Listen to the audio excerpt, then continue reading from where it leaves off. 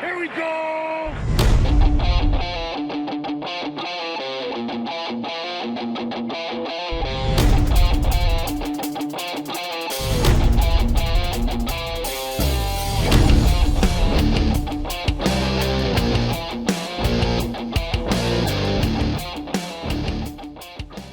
What's good, ACF Family, and welcome to another episode of the Angry Cowboys Fan Podcast, the place where y'all can find my Raw and Uncut in podcast form.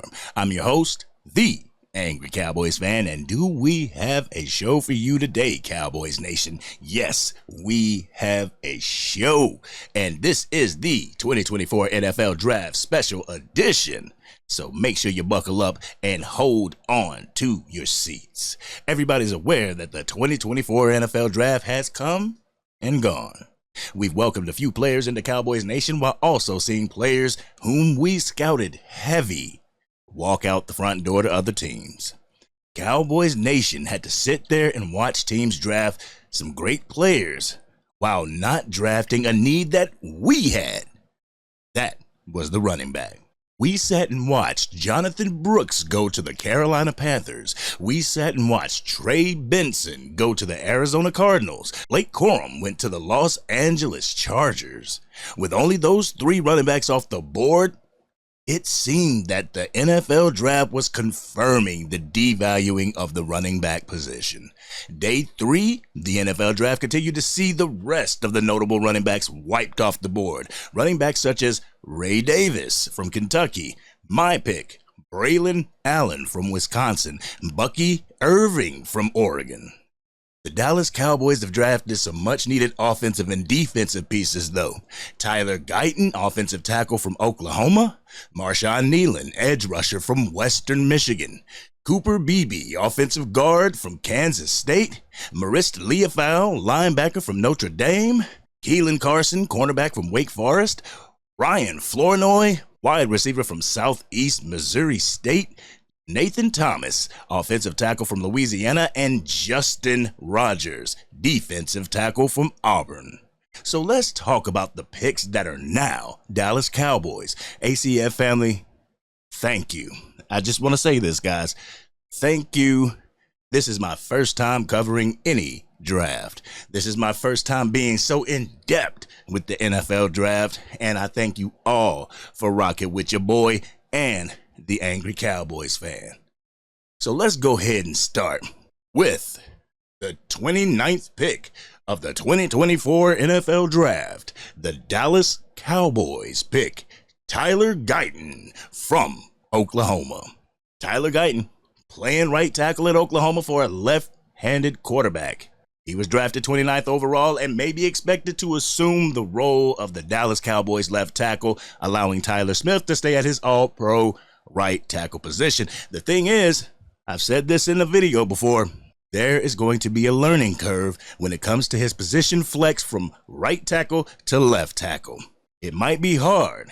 We can't expect too much out of this player in the first year, but if he's a dog and he surprises us, so be it. But at first glance, I thought he may need to put on a little bit of weight, because dude is pretty lanky, to keep it a buck. But when I saw his height and his weight, oh my goodness, he's 6'8", 322 pounds. That is a big boy right there. On top of this, Tyler Guyton, he was also a former tight end. So this man has hands, he has feet that are quicker than most offensive linemen. We can really use this guy. According to Matt Miller, Guyton can be a plug-and-play player at the right tackle position today, then will eventually have to move to left tackle. So Cowboys Nation may not see him perform at the left tackle position this year, causing fans to suggest that Guyton may be a pick for the future. So, what do y'all think about our first round draft pick in Tyler Guyton? Do you feel that he'll beat the learning curve and join Tyler Smith on the left side of the line this year? Y'all let me know in the comment section. My draft grade for Tyler Guyton, it would have to be a B+, almost an A-, but a B+ due to the learning curve in switching positions. Our second round pick this year, Marshawn Kneeland, edge rusher for Western Michigan.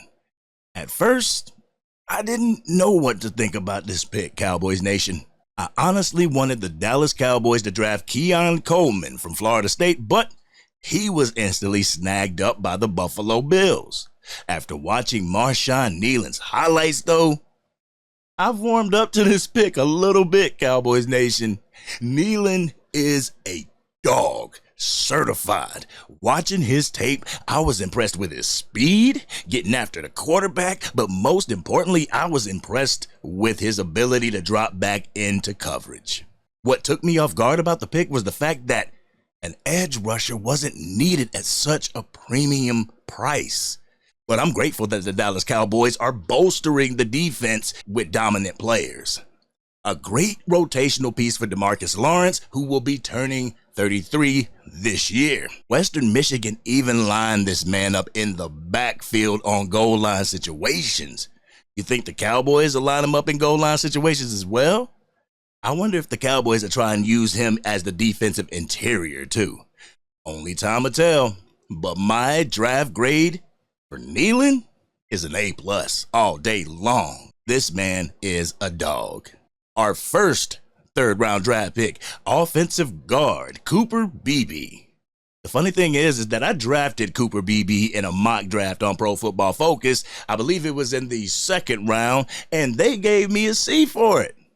Dang, how y'all give me a C, Pro Football Focus? The thing that stands out to me the most is the fact that this man has such a position flex. He can play anywhere on this offensive line, and with his wide frame, it's going to be hard for defenders to get past him to the quarterback. He's going to be great in the run game. I have a feeling that the Dallas Cowboys are going to use Beebe at center and allow him to compete for the starting position over Brock Hoffman. Watching his tapes, Beebe has small arms though, but he definitely holds his own at the guard position. Let's see what training camp has in store for us and see where he lands on the offensive line. My draft grade for Cooper Beebe, I gotta get at an A+ because it was a steal for the Dallas Cowboys. Our second third-round pick, linebacker from Notre Dame, Maurice Liufau. This guy reminds me of Troy Polamalu from the Pittsburgh Steelers, and it's not just because of his hair. Yes, I know, Cowboys Nation. Troy Polamalu played safety, but he was a safety that was not afraid to hit and chase down opponents. He never shied away from contact, and it looks like Maurice Liufau has that same style. Judging from his tapes, this man will be great in Mike Zimmer's run-stopping defense. During my assessment of Liufau, I saw this player, he never gave up on a play until the whistle blew. That's something I love to see, Cowboys Nation. It's also something that we had issue with last year. I witnessed, and I don't mean to call him out because I love him, but I witnessed Micah Parsons start pursuing on different occasions. If the play was not developing around him, I'd see him walking. That's a no-no when it comes to having a dominant defense. Don't get it twisted. Like I said, I love Micah Parsons and what he brings to this team. I also feel that when he can't be the number one factor in shutting down the offense, when the offense schemes to take him out of the game, he's ineffective. I've said this before, Cowboys Nation. Be an impact for the team when you can't be an individual impact.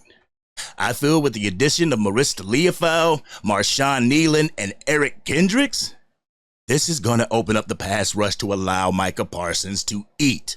All I ask is that you share your plate with the other pass rushers if you can't get home.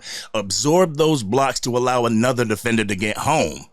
I know, guys, this ain't a Micah Parsons video, and like I said, Micah Parsons is my dude, but Maurice Liufau can eat if Micah Parsons allows him to. But I would give this grade for the Dallas Cowboys drafting Maurice Liufau an A. This is an A. That man is going to be a heavy hitter. Obviously, y'all know that we didn't have a fourth round pick, so skipping right along to the fifth round, the Dallas Cowboys draft Wake Forest cornerback Kalen Carsons. With Stephon Gilmore being a free agent, I feel the Dallas Cowboys needed to bring in another cornerback. According to ESPN, he does have a little bit of problem wrapping up ball carriers, but he's not afraid to hit. I like that in our defense. Heavy hitting dogs on the defensive side of the ball. He's the type that is a ball hawk for real. Just like Diggs, he is a ball hawk. But just like Diggs, he can be burnt on the double move. This is why I feel Stephon Gilmore should be re-signed, teaching this young cornerback the ins and outs about the position from a veteran standpoint. But as far as grades for this draft goes, I have to give this draft a B. Though not needed, it was a great pickup for the Dallas Cowboys. In the 6th round, we draft wide receiver Ryan Flournoy from South Missouri State. I'll keep it a buck. They didn't have too many highlights on this man, but his 40 speed? Oh my goodness. His 40 speed is definitely impressive. 4.44 seconds in the 40. You cannot ask for much better. He has some really good hands too. I can see this player becoming an impact for this team in a couple years. Judging from the need of another wide receiver, I'd have to give this pick a B. Because we do have some good wide receivers in-house already. You know, Jalen Brooks, Jalen Tolbert, Kavontae Turpin.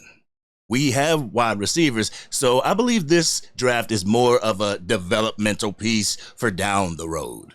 We were also able to get another offensive tackle in Nathan Thomas from Louisiana. 6'5" and weighing 332 pounds. He is quick and is good in the run game. This is something that the Dallas Cowboys need, seeing that we want the run game to open up the pass game and not the other way around. This is another guy who has great position flex, and that was a common theme in this year's draft. Position flex. But I will give this draft a B. The last player we drafted was defensive tackle out of Auburn, Justin Rogers. At 6'3", 330 pounds, Justin Rogers will be taking Neville Gallimore's spot at nose tackle. Some more big boys to clog up the middle of the line. Judging from the tapes, he has the ability to push the pocket and sometimes come away with a sack or two. This is something we need in order to address the deficiencies in our run-stopping game. So far, as an overall grade, I gotta give the Dallas Cowboys an A-. They may not have addressed the particular needs the team has, but they still split 8 picks between offense and defense. And the ones they picked, they look to be very promising players next year. Don't get it twisted. There are a few that could make a big impact for our team this year, i.e. Cooper Beebe, Marshawn Nealon, and Maurice Leofau. But players like Tyler Guyton, Kalen Carson, Ryan Flournoy, Nathan Thomas, and Justin Rogers, they're future picks. With the picks that are scheduled to get in the 2025 draft, I'm starting to see what the plan is for Jerry Jones. But what grade do you give the Dallas Cowboys during the 2024 NFL Draft? Let's have that conversation in the comment section. After the draft, the Dallas Cowboys were hard at work drafting a ton of UDFA's undrafted free agents. Here's a list of the UDFAs that the Dallas Cowboys are scheduled to sign to the team according to DallasCowboys.com. Nathaniel Pete, running back from Missouri. Breven Spanford, tight end, Minnesota. Jason Johnson, linebacker, UCF. Brock Mogensen, linebacker, South Dakota. Alec Holler, tight end, UCF. That's the second player from UCF. Wow. Ron Vaughn, D-line, Baylor. Cam Johnson, wide receiver, Northwestern. Imani Johnson, safety, Nevada. Julius Woods, safety from East Carolina. Denzel Daxon, defensive tackle, Illinois. Corey Crooms, wide receiver from Minnesota. And Josh DeBerry, safety out of Texas A&M. Cowboys Nation, we may not have drafted the players that we wanted, but I do feel we drafted some good quality players. I was angry about the Buffalo Bills picking Keon Coleman Yes, that's right. I was angry that they picked Keon Coleman. And talking with a couple of Bills fans, they are as well. There's some Bills fans that love it, but there's some Bills fans that hate it. I thought, if not Keon Coleman, let's get Brendan Rice. There must have been something wrong in that Brendan Rice consideration because we ended up picking Ryan Flournoy right before Brendan Rice was drafted. There must have been a reason why we didn't take him. Don't hate us, Jerry Rice. It was Jerry Jones, not Cowboys Nation. But to keep it a buck, Cowboys Nation, this year's draft felt just like a playoff game. I was excited about picks. I was disappointed at some picks. I was shocked at some picks as well. I was shocked that Michael Penix Jr. went to the Atlanta Falcons, especially after they acquired Kirk Cousins in free agency. I understand the pick, though. Michael Penix Jr. is your quarterback for the future.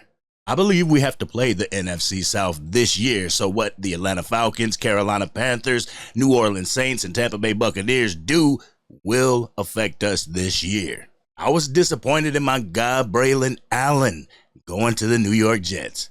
If I'm not mistaken, the Jets drafted 2 running backs this year. They had Cowboys Nation calling them stingy. They also drafted Malachi Corley, Orlu Fashanu, and another quarterback in Jordan Travis from Florida State. All I have to say is thank goodness the Dallas Cowboys are not in the AFC because that conference looks crazy. Judging from the draft that we just had, the AFC went nuts. Miami drafted 2 running backs. Sean Payton and the Denver Broncos drafted Bo Nix. Man, this year's shaping up to look like a good one. Another thing that surprised me was the Carolina Panthers drafting Jonathan Brooks. I truly believe that they looked at what Jerry Jones was talking about, how Jerry Jones was putting Jonathan Brooks all in the media and that the Cowboys would be going after him heavy. Jerry, keep your damn mouth shut when it comes to the players you want to draft. You got other teams and other owners looking at you, looking at who you want to draft. Let the 4 and 3 letter networks do their mock drafts and their pondering. Don't let everyone know who and where we are looking. Damn, Jerry. I will say this, though. I believe this draft has revitalized a lot of Cowboys Nation. Before the NFL draft, things were looking a little bleak for our boys. Jerry Jones wasn't acting in free agency, but rest assured, Cowboys Nation, free agency isn't over with. As a matter of fact, as I reported previously, the Dallas Cowboys are scheduled to bring Ezekiel Elliott back in the fold. Yes, Zeke Elliott will be back at the Star. Welcome home, Zeke. You shouldn't have left in the first place. I know there's some Cowboys fans who think that re-signing Zeke is like trying to reheat cold McDonald's fries, but I feel that there's more left in the tank when it comes to Zeke Elliott, and he can give this team what it needs in order to cash in on the goal line, as well as give these rookie players another veteran presence in the locker room, especially the running backs we currently have. Speaking of running backs, who do you think is going to be the RB1, RB2, and RB3 this year? Y'all let me know your thoughts in the comment sections. But I feel it's going to be Zeke at RB1, Rico Dowdle at RB2, and Deuce Vaughn at RB3, with their rookie running back, Nathaniel Pete, learning the ropes as he goes along and has Zeke to be able to teach him. I honestly like that idea, Cowboys Nation. What do you feel? With the pieces that we added in this year's draft, as well as the ones whom we didn't get to see last year, I believe we have studs on the defensive side of the ball, and we are going to add to this team in the UDFAs. As much as the offseason looked dim, this draft has given me hope for this season.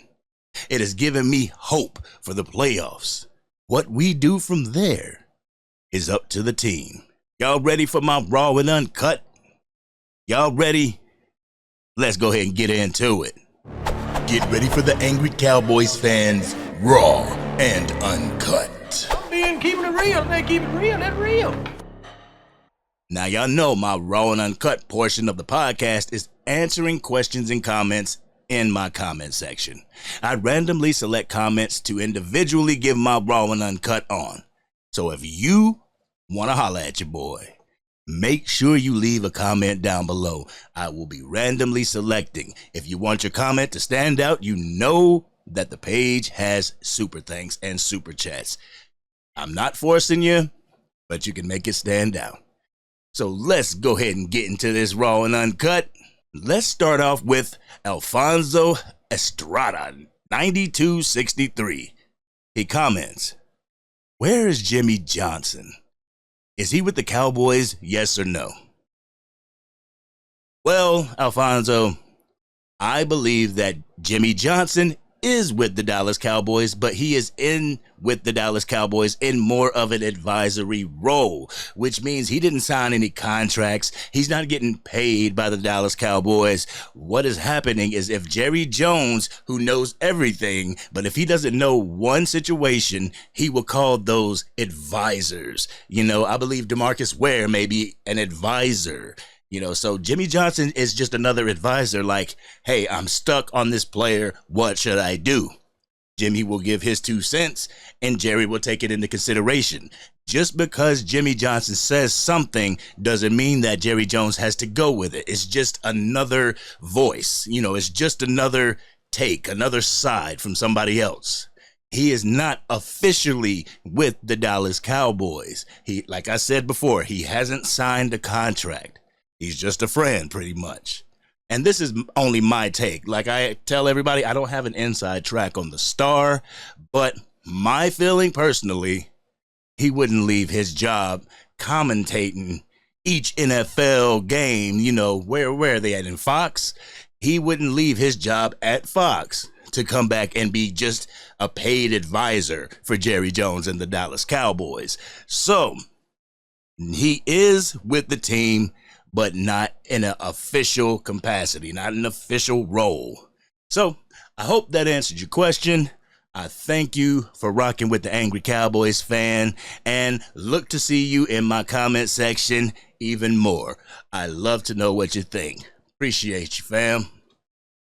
All right, we're going to go ahead and go to the next one. The next one is from user PK8UF3ER7V.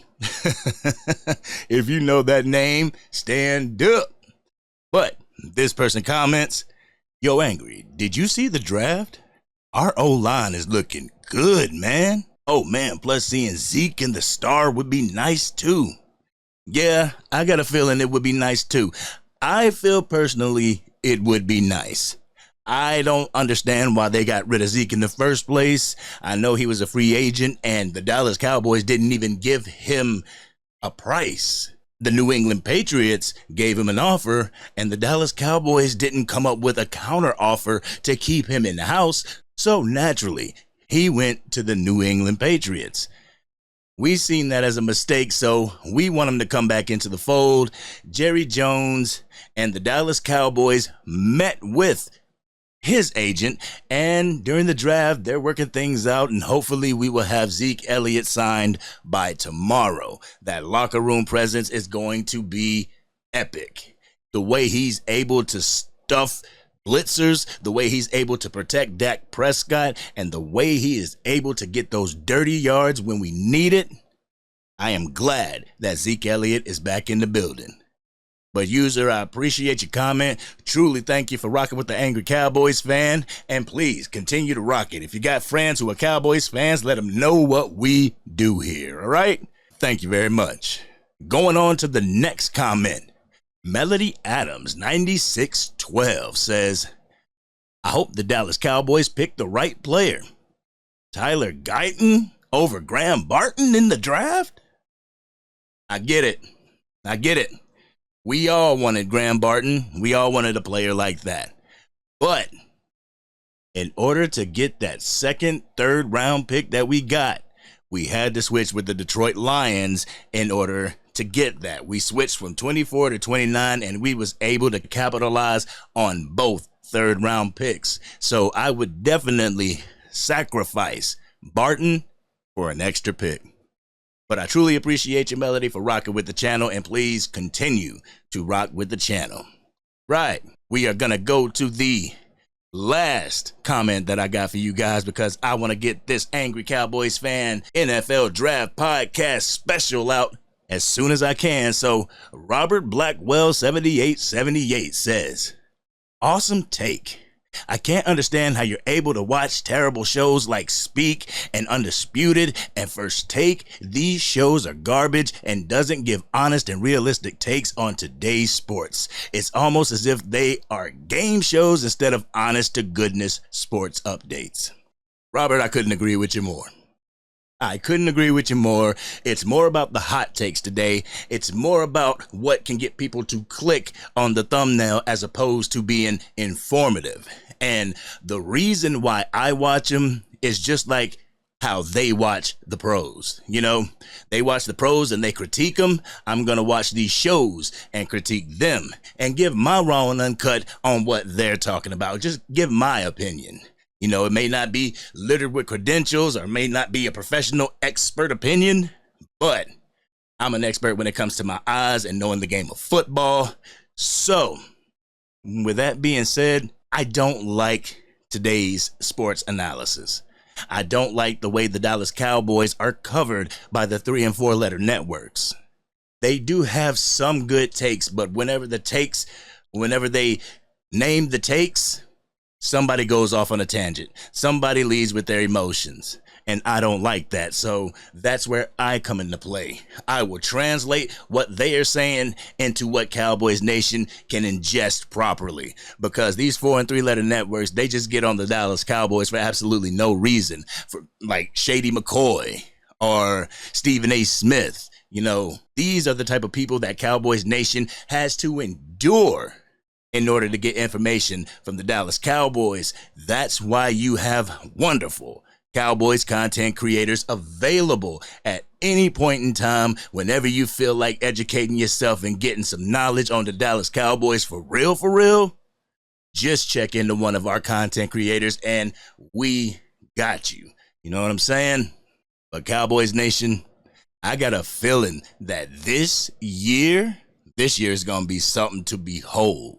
I'm not just talking about with the Dallas Cowboys. I'm talking about in the NFC East. Jaden Daniels to the Washington Commanders. We get to see what shady-ass Dan Quinn gets to do with a new team as a head coach. Will they be competitive this year?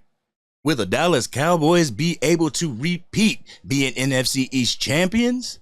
Or will we get taken down by Philadelphia, who did draft 2 cornerbacks with their first 2 picks in the draft? They are bolstering their defense as well, so we have to be on our game. We have to be on our P's and Q's and not allow any other team to knock us off our pivot. You feel what I'm saying? So I believe with the picks that we got and the continuous draft of UDFAs, I think we're going to be in a good spot. We were looking at the people that we lost, that we let walk out the front door. Tyron Smith, that hurt us. I will say that. That definitely hurt us. But with Dorrance Armstrong and Dante Fowler and things like that, they were rotational pieces.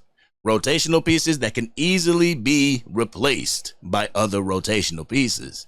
This is what we're doing in the draft as well as the UDFAs, and I believe that the Dallas Cowboys are doing an excellent job of so. They're doing an excellent job. They're doing an excellent job to be able to shop for these players, for UDFAs, for in the draft, and to be able to get those players acclimated to the system so that they can have an impact sooner than later, if you feel what I'm saying. But I appreciate every single person who took the time out to write a comment on any one of the videos, any one of the community posts that I put up. And I did put up something in the community post asking what you Angry Cowboys fans want to see more of or want to see from the Angry Cowboys Fan YouTube channel. And some people said live draft coverage. Shout out to Carlito Cash. he wants to see some draft coverage, so we will do that next year. But the only reason why I didn't do any draft coverage this year is because we had wonderful Cowboys content creators doing their draft coverage. Raw Nation, Mark Holmes, who was on site in Detroit. So I didn't want to step on people's toes, but I knew that I would be making some draft content for you guys to follow it up. So that's what this is. And I got a question for y'all, Angry Cowboys fans. Do y'all like this? Do y'all like this setup of the podcast? Because I feel it's more personal. That stuff that I had going on with the border and everything, I tried to put that on live and I couldn't use it on live, so I had to skirt that. But with this, it's nice and simple, it's to the point, and I get to give y'all my raw and uncut like no other. You know what I'm saying? But how do you guys feel about the 2024 NFL draft?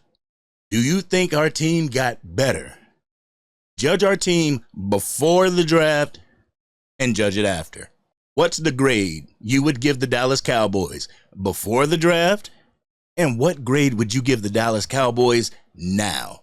Now that we have our draft picks and we continue to bolster this team with undrafted free agents.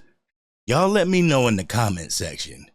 But this has been your boy, the Angry Cowboys Fan. How you like the Angry Cowboys Fan Podcast? Do you feel that Tyler Guyton will be an impact this year, or will he be more of an impact next year? What do you feel about Marshawn Nealon? Y'all let me know your raw and uncut in the comment section. If you're digging the content and you want to help this channel grow even more, drop a like on the video because it helps us with the algorithm. It lets YouTube know that you want that raw and uncut. If you are DC for life and you're back 100% with these Cowboys, hit that subscribe button. Hit the bell so you can be notified whenever I go live, release a video, or a podcast episode. With the 2024 NFL Draft behind us, how do you feel about our Dallas Cowboys? That's the question for today's video, so let me know how you feel in the comment section. But this has been your boy, the Angry Cowboys Fan. Thank you for rocking with the Angry Cowboys Fan Podcast, and I'm out.